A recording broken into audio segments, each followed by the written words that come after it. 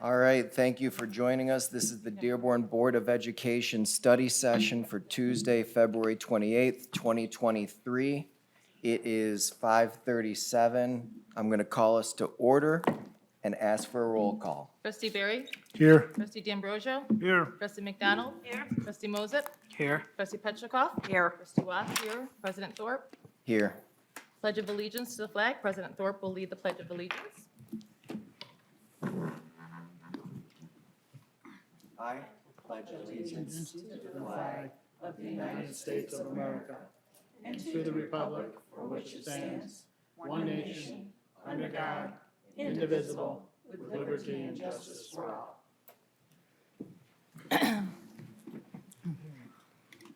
Let me start by just giving the background on today's meeting.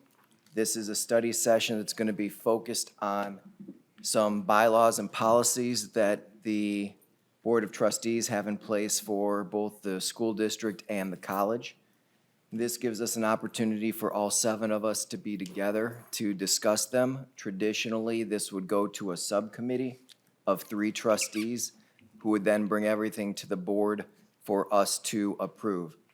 Today's meeting is not going to have any action items. This is really for discussion purposes for all of us to be able to share our thoughts on the items that were brought forward so that the subcommittee can then go back into their normal meetings and begin drafting what was discussed here.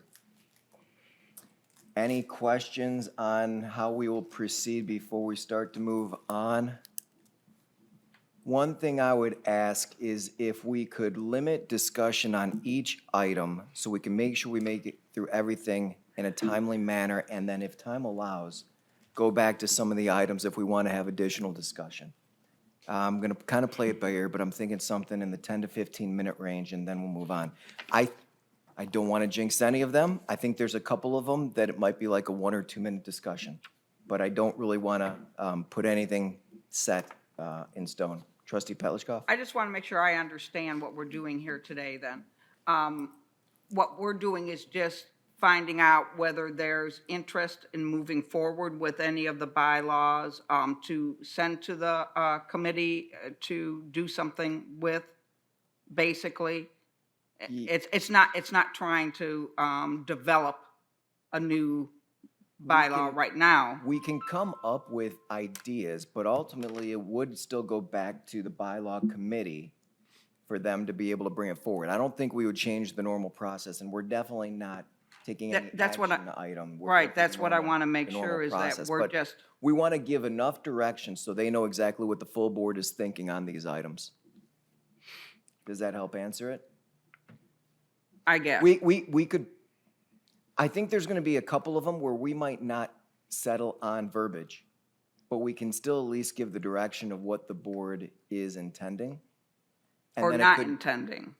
Or not intending, and then it could go back to the committees to work on wording and bring it back to us and see if that does match with what we were thinking. Well, I just want to make sure we understand that not everything is going to, we don't know that everything is going to want to be looked at. We might decide that we are happy with something just the Right, way it that's is written. what and- I'm trying to, Yeah, okay. yeah, but these were at least ones that we gave the board the option to say, bring forward things that you'd want us all to address together. And if it is something that we want to make changes to, then we'll start down that path. But if not, we can move them aside and just keep moving forward. Trustee Berry? I know you said there's no action items, so we're not conducting business tonight, that's fully understood, but if we wanted to, there's really nothing stopping us from addressing any 1, 2, 3, or all. I know it's not the way you want it, but I would defer to Mr. Mustonen and Ms. Clark about our normal rules for how long we want to post things. It's in our bylaws, we have to, any bylaw changes have to have a first reading and then a second reading. We couldn't vote on no, anything. we not vote on it to fully approve it. I'm saying if we decide, what direction we're going on things. Like, we could give a blessing for this is what we'd want, and then Yeah, we we've get done the that wording. before where- Then we get the wording right, Yeah, and work then it we go through our normal process of the 2 readings. Because I'll be honest with you, somebody asked me, aren't you offended you're doing that study session because you're the chair of the policy committee? I said, wait a second, first of all, I'm not the chair of the policy committee, Irene is. But no, I'm not offended. I think we should do more of this. Sometimes I find myself when we're in a committee meeting, it's like, we talk about things, we talk about things, we talk about things, and eventually it doesn't even come up to the full board. I welcome this setting. I mean, in the spirit of, accountability and transparency, I very welcome this setting when we're gonna discuss, especially some major items, not just policy, maybe again, when we get into other things that should be with the committee. Right, we can decide if we want to use a format like this for other subcommittees in the future. I look forward to this.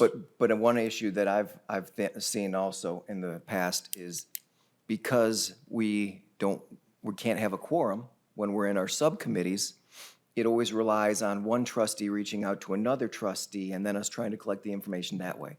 By having all of us together at one point, we're able to hear exactly from each other what we feel without having to go through the other processes. Trustee Watts? Well, so what I'm hearing is that when we bring forth each bylaw or policy, we're kind of taking a temperature check to say, is this something that we want to then go ahead and then give the policy committee and put this on the agenda? Correct? Is that my understanding? It's like a temperature check kind of thing. Yes. Like, is this something we want to move forward with, or is there not enough consensus and leave as is? Potentially. And what I would say is this was at least enough that a trustee brought it up as we should talk about it. Okay. So we know that there's at least some interest in talking about it. But then it's just a question of going through the full board, and do we think we're gonna be able to build a consensus in the future? Or is this something that we're just gonna have to set aside and come back to at some point in the Okay. future? Yep. Mr. Mustin? Just want to add that many of your bylaws, policies are based off of Michigan law. So therefore, by having it go back to the policy committee, it also, and then through the normal process, it also gives us the opportunity to make sure and ensure that the bylaw or the policy suggestion is in compliance with Michigan state law. And if we have any legal questions, we can always run it by our attorneys as well. So I highly commend the board for taking on this process in this format and then for honoring the normal process that we are required to do. So I've mentioned names, but just the people joining us today are David Mustinen, who helps us on the P12 side for our policies, and Amy Clark, who helps us at the college with our policies and bylaws on both sides. So thank you very much for taking time out of your evening to join us. With that, let's move on to the next item. Citizen participation. Citizens wishing to address the board on agenda and non-agenda items for action who are signed in by 5:40 by submitting a blue card to the board secretary may speak at this time.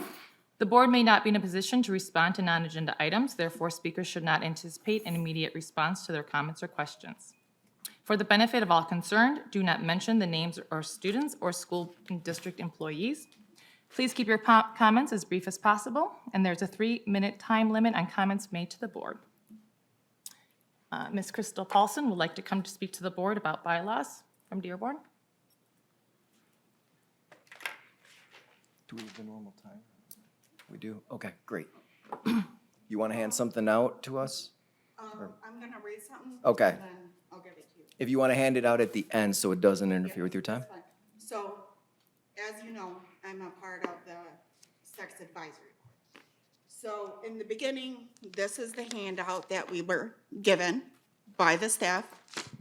Advisory Board responsibilities. 1, establish goals and objectives for student knowledge and skills. 2, review the materials and methods of instruction used and make recommendations to the board of the school district. Our last meeting, it went from the SAB to you guys. Now there's 5 other committees: Health Committee, Curriculum Committee, Educational Committee, and the Principal Committee before it goes to you guys. And obviously, I kept my mouth shut about the books.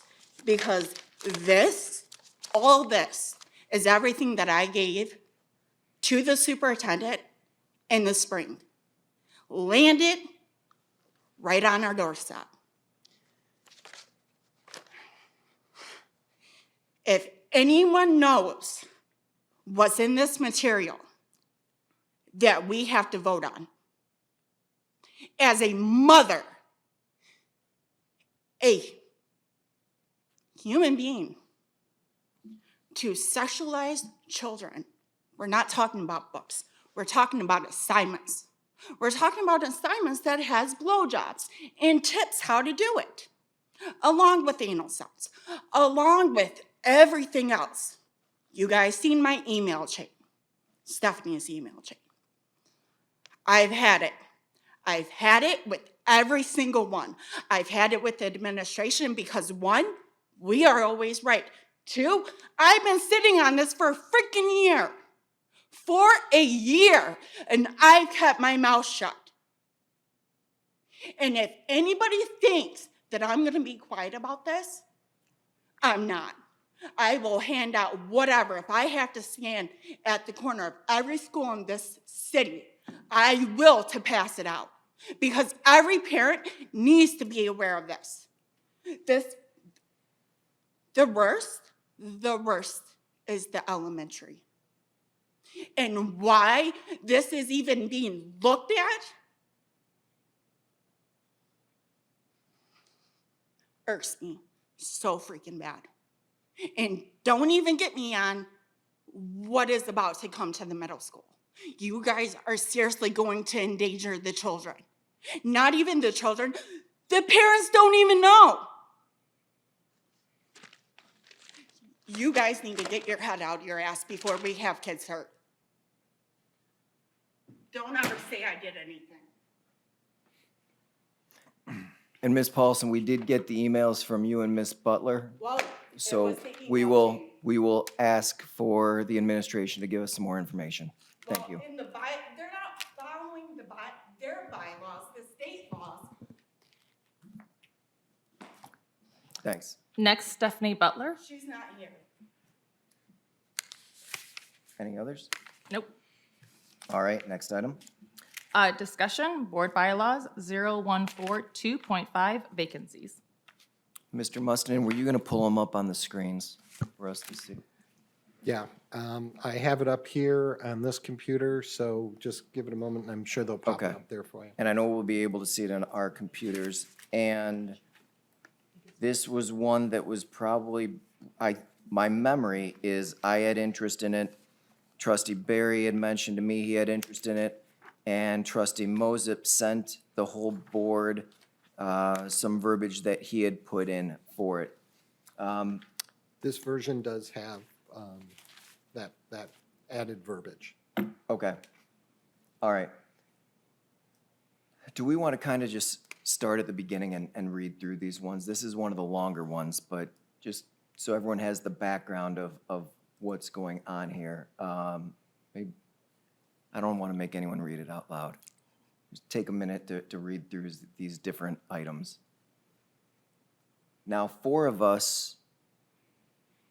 of us, I think, have been involved with vacancies on the board on either side of the equation, either as one of the trustees that's going through the process or as one of the applicants looking to get onto the board. Or both. Or both. Or both. 3 of us have been on, 2 of us have been on both sides. You haven't had to deal with the vacancy yet. And what we've, in my words, what we've kind of always fumbled around is, how the heck do you pick a candidate? How do you qualify one person over another? So let's start with what Trustee Mosip had put in and start the discussion there, going through the different items. And this had been something that had been mentioned previous, like what if we go back to other elections and use that as a groundwork? So Trustee Mosip, did you want to go over your thoughts on that part? Or Well, simply, I think from previous appointments, this process is really, it brings animosity sometimes when folks are picked, favoritism and nepotism. So ultimately, all of us are elected by the people, and we should be listening to the power of the people. So similar to city council of how they elect their council members, if somebody resigns or they have a vacancy, they have a very clear and concise way of picking the next person. Now, I do believe the things are different here. We do have a staggered elections, but I still am a firm believer of the power of the people and that the next highest vote or next highest votes getter should be the person to appoint if they're still qualified and obviously living and they're still an elector of the city to be appointed. If not, then you move on to the next person. And if there are no people, then you do the current process, which is by applying and interviewing. Okay. Trustee Petlicoff? Okay, there's a couple of things here that I'm going to point out. One, city council is a home rule. They have a city charter, and everybody runs in city council at the same time against the same variables, the same number of voters, the same people are running against that election, so the next highest vote getter ran against those same individuals. Our board elections, yes, are staggered. They encounter many different variables. One is different numbers of people are running at different election cycles. Different numbers of people are voting at different election cycles. The next most recent election following will not look the same as the person who was elected who may be vacating that seat. So you're not comparing this apples to apples here when you go to the most recent election with who you may or may not have running. Also, the application process is as fair as you can get with the fact that those people who did run in a past election can come forward and apply again. That's how Trustee Mosop was appointed after he had run, and it was one of the factors that I used in making a determination about how I wanted to appoint, and I think many other board members. The board who are currently seated have been duly elected. The people who did not win in the prior elections were not the ones who were elected and selected. They just ran in the election. I do not want to tie a board's hands into having no ability to make a choice, and you may have the next highest vote getter, somebody who would not be in the best interest of the board potentially for one reason or another, instead of the board being able to select somebody who maybe ran at a different election cycle, or somebody who Mr. Thorpe, Trustee Thorpe and Trustee Watts and Trustee McDonald at one time or another were sitting on the appointment side process as well.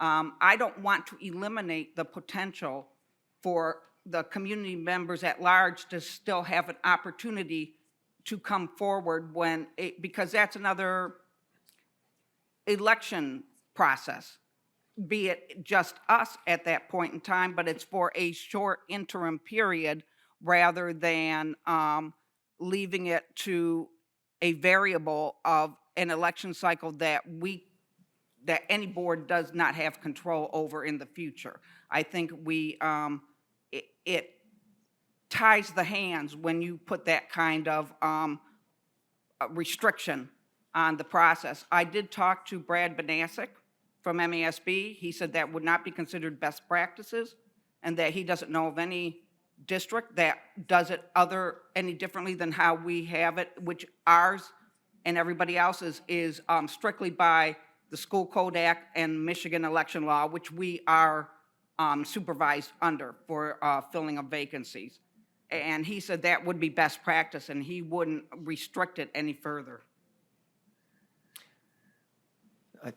Trustee McDonald? Yeah, I looked at this. I was, several years ago, I was policy chair, and this was something that I studied quite a bit. And one of the biggest concerns I had with the way the process is, how we do it, is just when I first became board president the first time, we had a vacancy right away. That's part of the reason why I became board president, or that is the reason why I became board president. But that we had more than 20 community members come and put in an application. And we have 30 days to fill the vacancy. So that was one of the concerns, was just with so many. But I really don't think that this day and age, that will be such an issue, because I don't think as many people are interested in public service as they were several years ago. Just my thoughts. Trustee Watts?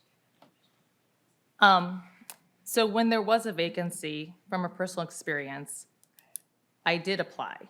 And I think it was because I never thought that that was a seat that an invitation would be handed out to. And I think with the vacancy, it kind of piqued my interest, like this might be something I'd be interested in. When I didn't receive it, it kind of was the seed that was planted there for perhaps during an election, maybe I would seek it during an election.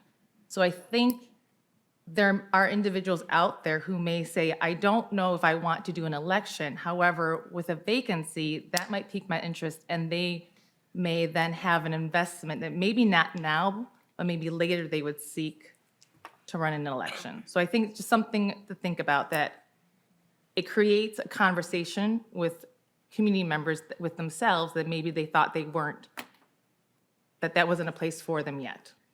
So that I think that plays a part in it. I came from a similar background. My first interest was in the appointment process, and then having a chance to get a taste of it, then went for an election as well. Trustee Barry, sorry, I call you as you taking a drink of water. It was intentional. Did you have your hand up? Oh, I thought you were. I thought you were doing that one before. No. Oh, I do. Go for it. Yeah, okay.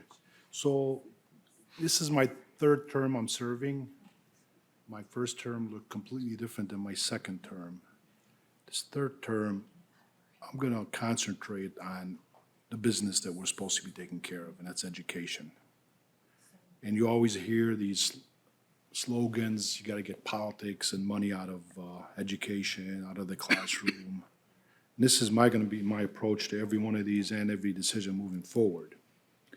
And like I said, like many of us here, I welcome this forum to talk about important things, but we actually need to take it a step further. We have to be adults about this when we approach these. We can't just sit there and live like in a la-la land. We need to get serious about this. A broken board does not achieve what's in the best interest of students. A divided board does not help or support the administration on either side of Michigan Avenue. And there's a couple items that we're going to be talking about tonight, actually, that causes that division. I think it was a couple vacancies that we filled. I was involved one way or the other for both. And those were ugly times for our district, for our community. So when we mention community members at large don't make decisions when it came to vacancies, both occasions. I think it was a very limited amount of people that made those decisions. And I think our job is a very tough one, especially these challenging times that we're going through right now. We need to set up future boards for success, not for failure. We cannot be selfish. I cannot be selfish, see, what kind of this works for me, this doesn't work for me, this works for Pat, but I'm against that, we can't do that. We need to set up these policies and bylaws for future boards. Take ourselves out of this. Any one of these issues, vacancies, it does not get any uglier than what we experienced for a couple of years. Divided board. I didn't like her, she didn't like me, we were on opposite ends, this and that, and we end up, not we, I mean, whoever got chosen, if we're gonna be adults about it, there was forces out there that chose to fill the vacancies. And there was one time when Mary and I sat there and looked at each other and we're like, what can we do? There was other times where Jim and I looked at each other and we're like, this doesn't taste right, this doesn't seem right, but let's be serious. We're gonna have these, if we're gonna sit here and take 3 hours of our time away from our kids and grandkids and family, let's get serious about this. I think both times it wasn't the board that picked the person who's sitting with us. Mary, I'm gonna remind you. I'm not gonna get into, times or names or whatever. There was one meeting when I pointed out into the audience and I said, there's our next colleague. And you looked at me and laughed and, the usual, the way we communicated. And sure enough, fast forward a few months and that person was our next colleague. We didn't make that decision. I didn't make that decision. You didn't make that decision. It wasn't a board decision. It was the forces out there that made those decisions for us. So if this is gonna continue just the way it is, fine. All we have to do is get 4 or 5 people to agree. Let's not even talk about this and we just move on to the next subject. Or we can say, we need to get serious about this. The council, yes, they're a different entity and they do have a constitution and the whole 9 yards. But I would like to think that we're 7 intelligent people if they can figure things out. There was times where we had full terms and partial terms. Which one do you pick?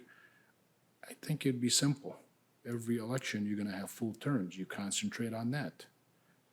I'm just putting that out there. But I think this does need to be looked at moving forward. I know we're spending way too much time on this one. We thought this one would be one of the minute or two, move on. But if we're gonna sit here and talk tonight about all these things, let's keep politics out of it. Let's have one vision. Let's set up this board and next year's board and all future boards for success. That's what I'd like to be involved in tonight and moving forward. Now, we're at about the time limit, and I know that trustee Moses had his hand up, but trustee D'Ambrosio, did you have anything that you'd want to add before we get ready to start moving on? I'm good. We'll come back to this one. I just So- want just a real quick rebuttal. There is a responsibility of 7 board members to vote and majority wins. So maybe we didn't get the decision made, but it was still by a majority vote of the board regardless. And that's what the state constitution and the Michigan election law has given us the responsibility for. Oh, I said, we can play that game. I said we can do that, or we can get serious and set this up where it doesn't divide a board. We can, whenever there's a vacancy, there's a good man that just resigned last night in Livonia, broke my heart. He's one of the best colleagues we have in the state, but I'm sure he has his reasons. This is gonna happen moving forward. And if every time it happens, we're gonna go through the ugliness that we went through, okay, I'd rather we avoid that, but hey, you're right. If we get 4 people to say otherwise, then I guess it is what it is. Trustee Moses, last item on this one before we move to the next one? I just want to mention that this is the most fairest way of doing vacancies because we know, as Trustee Barry mentioned, there are a lot of forces that are being involved. This would remove any headache from this process and make it very seamless. And the other point is people are voting in every election. And the last election is the last referendum that we should take from them. And we should not be here orchestrating and making decisions that are not in the best interest and not what the people want. If the people are interested in somebody who, was not elected, but they had a good chance of being there, and be it if they did not make it, they run again in another election, then that person deserves to be our colleague. I don't think the six remaining members should be the ones deciding on who their next colleague is. Again, respect to the power of the people. Thank you. And no way did I think that was going to be the easy one. That's to be misread you. determined. We'll see. I misread you then. We'll see. Next item. Well, I'm sorry. I'm used to saying it, but it doesn't mean that you need to. Next bylaw. Next one is on board compensation. Who asked for this one to be brought forward? I did. All right, do you want to start the discussion then, trustee Barry? Sure. 2016, 2018, 2020, and 2022. What do they have in common? I mean, we have school board races, and that's when the League of Women of Voters puts out this guide that tells everybody, you know, how our board members compensated or stipends or per meeting, per diem, per meeting, what have you. And it always comes up in the public, reaches out to some of us, you reach out to me. We've received some emails before, I think it was in 2018, that Mary Lane and Mary Petrikoff addressed. But I think we need to get to it. Very, very few boards get a stipend, it's not compensation. I said compensation before I was corrected, and that's true, it's a stipend, but it's a huge stipend compared to everybody else. I did ask for a report at one time, I think it was 2018 when there's a lot of noise was made from the public. I think it was during our bond. And people were saying, you know, why does so-and-so district get $35 per meeting, you know, maxed out at $1,000 for the whole year, and why does school board members make this amount? This is something I brought up in 2010. I arm wrestled with Bob Cipriano. I said, this is not something new, that this is how I feel about it. This was when I first got on the board.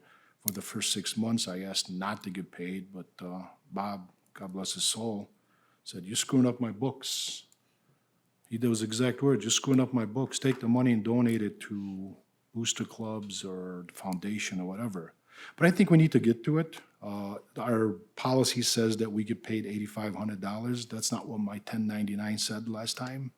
So it has to be visited, corrected, talked about. The most recent board is in Ann Arbor, where they addressed this issue and went away from paying a high stipend to paying something maxed out at $130 a month.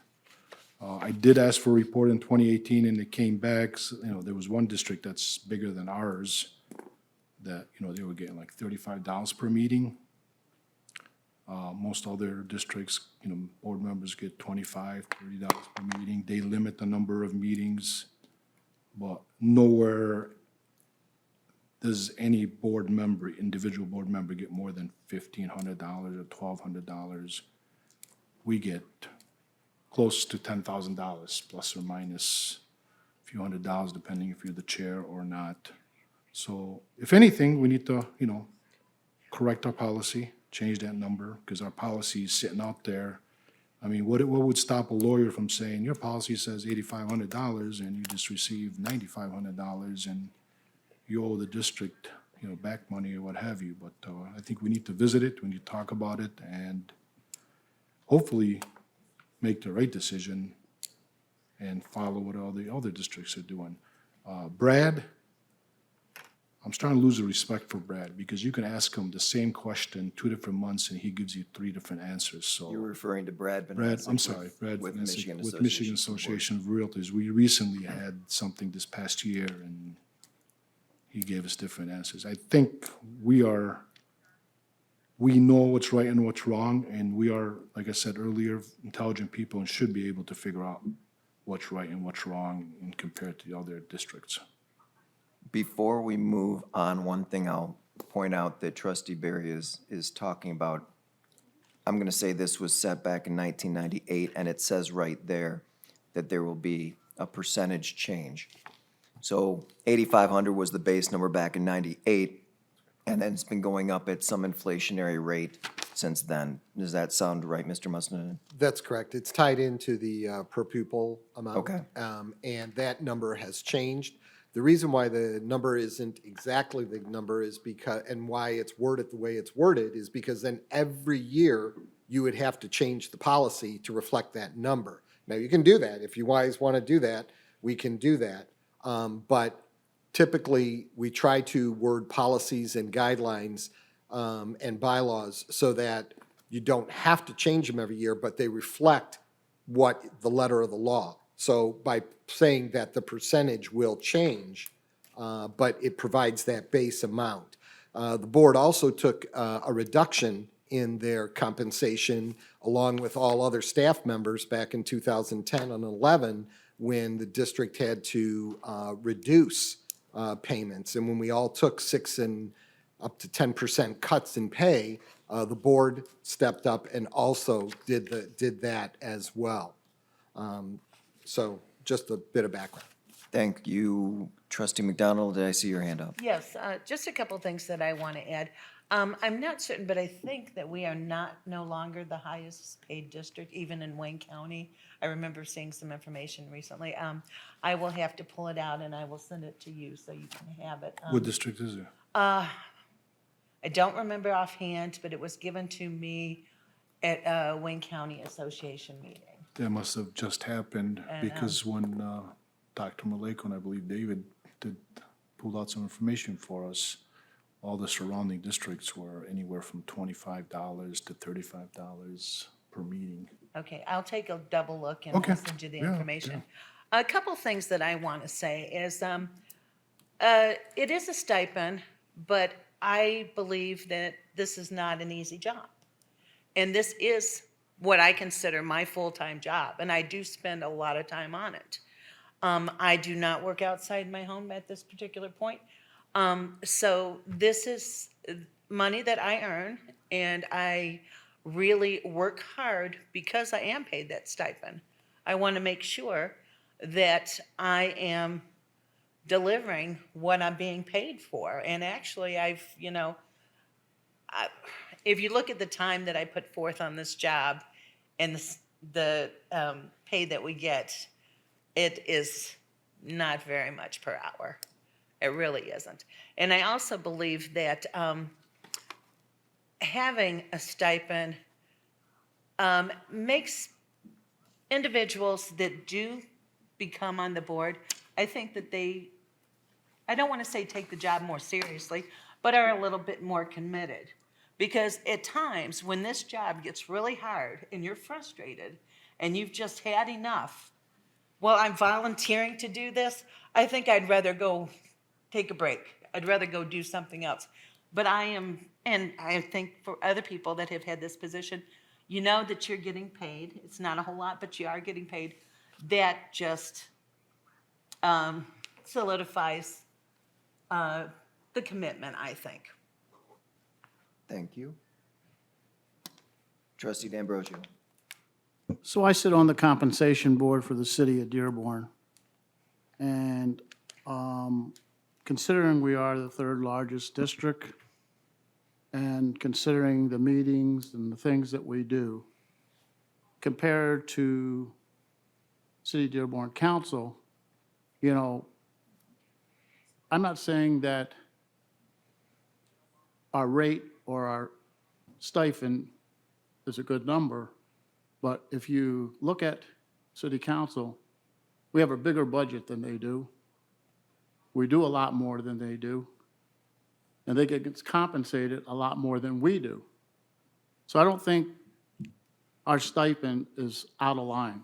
I think it's, I think it's right there, to be honest with you. When you look at the overall, the time you put in, considering even city council, they get paid an additional $85 an hour for every meeting over and above their compensation. So at the end of the day, city council somewhere around 25 grand. Considering, like I say, our budget is much bigger than theirs, and I think we work harder than they do. Not that they don't work hard, but I think we have a lot more meetings and sessions than they do. So that's my opinion. Trustee Petlicoff? Well, to tag on to that, I asked a former board member when this compensation was changed in 1998. That was the very reason why they changed their compensation, was because of what city council was making. And they felt that because we are a unique district of being P14, so that we have double duty compared to all the other school districts we're talking about, it adds to the burden of the responsibility of anybody who's considering running for this board position, time-wise, number one. Number two, they felt that in order to encourage people from a variety of the community members, just as Trustee McDonald said, not everybody is working. And to only think that the people who can afford to do this as a volunteer position and not be compensated some for one reason or another eliminates a lot of people from even looking at participating, running for the board, because they say, I can't do this for free. I can't pay for my gas. I can't have transportation. I can't attend things because of that. And the compensation helps to offset that and will also allow people who may not have that kind of ability, they're not working outside of the home, but they still can contribute a perspective of the community that should be seated at this table as well. So that compensation, and they were looking at what city council was making at the time when they set this compensation in 1998, and decided that city council was deserving of it. Why shouldn't the school board, because of our responsibilities, be just as equally held in that same kind of esteem? So I know that was part of their reasoning of why they changed it in 1998. Let's go with Trustee Mosby, hasn't spoken yet. So from what I'm hearing, when mentioning city council and the way how they do appointments, we don't like their way of doing it. I'm But just telling you why they made this. You're interrupting me. Petlicoff. I don't think I interrupted you. I'm- I think we have talked about I'm this sorry. before. I was All right. trying to clarify my words. Trustee Mosby? Like you'll have the time, you ask the chair for time to clarify whatever you need to clarify. But I find this to be embarrassing, honestly. When you want to prove a point, oh, city council is a different animal, then don't mention them when it comes to compensation. If you want to compare yourself to other districts, fair game. And this is where we really need to look at things, at everything, and not put on our bias. Just because it doesn't work for me, then I'm going to go for it. So whether you're looking at the compensation or the vacancy, I hope that we're looking at it with an impartial view. So again, if you compare our compensation to any other districts, we're the highest. We're an outlier. So do other districts work as hard as we do? Probably. Do we work as harder? Maybe. We do put a lot of time into this. And I think we know what we signed up for. But combining our salaries or stipends together would pay for a teacher's salary. So I'm not saying to cut it off. I'm just saying to implement best practices and look at what other districts are doing with our size and to implement the same best practices. Trustee McDonald? Yeah, just one thing that I wanted to add. On our bylaws too, we are allowed to get mileage and reimbursement for things. And occasionally, if you take like a trip to a conference or something and you drive, somebody may ask for reimbursement for that. But I don't believe anybody on this board asked for mileage for coming to meetings or going to events. And a lot of times we pay for things at those events or we donate things to those events. And that comes out of our money, which is also the stipend money that we make. So it's not entirely a take-in. We do put some back out to the district and the community and for the events and what we do to accomplish our positions. Trustee Barry, if you want to have the last word on this one, I'm Yeah, going to. real quick, Ms. Clark, please correct me if I'm wrong. It's against the law to pay trustees, board of directors at universities and colleges. Well, I have to look into that. I know we don't have any policy that is comparable It's to state this. law, I mean, it is state law, so we can't say P through 14. We're concentrating on P through 12 under this one particular policy. Matter of fact, intermediate school school boards like RESA and any ICDs, it's against the state law to pay. So this actually started out as a volunteer position. And during the discussion in Ann Arbor, Pam Jodway, I guess she's communications director for MASB, Michigan Association of School Boards. She's quoted in here as saying she doesn't know if too many boards that still receive compensation. So the argument that you're not gonna get board members interested to serve the community, why is it working in Allen Park? Why is it working in Romulus? Why is it working in Dearborn Heights? Why is it working in every community around us? I'm waiting to hear who also just voted to get the stipend or whatever. I'm very interested in that, but this is a responsibility. Nobody wakes up during high school or during college, says, I'm gonna go work on a school board type thing. You kind of get involved in the community, getting involved in clubs, getting involved in associations, and I guess this is the ultimate volunteer work as on a school board. To be tainted in Dearborn that we actually receive about $70,000 for the board is, I believe it's wrong. I mean, that's just one person's point of view. It doesn't seem like it's a lot of money, but in 2010, when I started talking about it, to this day, we've paid out, the district has paid out to our school board members almost a little over $910,000, almost $1 million. So it does add up. But just the fact that every time we run for reelection or somebody runs to become a school board member, the fact that it's out there, oh, he or she's doing it for the money, what have you, I think that's just ugly. But let's keep politics out of it. What happens at the council? If we're gonna use them as a measuring tape, then maybe we should make 3 times the amount of money they make, because our budget is 3 times the size of theirs, and we do a lot more work. And I can say publicly, some of them don't do anything. They just show up to meetings, so show up to ribbon cutting. But if we're gonna use the council as a measure, let's get serious. Hey, maybe have offices here too, and maybe have secretaries, and let's get some real salaries going. So before we move on to the next item, 2 things that I would mention is, I know that the League of Women Voters, I think originally reached out to trustee Moseb this year, but we make sure that the League of Women Voters always gets an accurate number on our compensation. So I just want to let that, even though this bylaw says 8,500, we're making sure that the public does know what we're compensated with annually.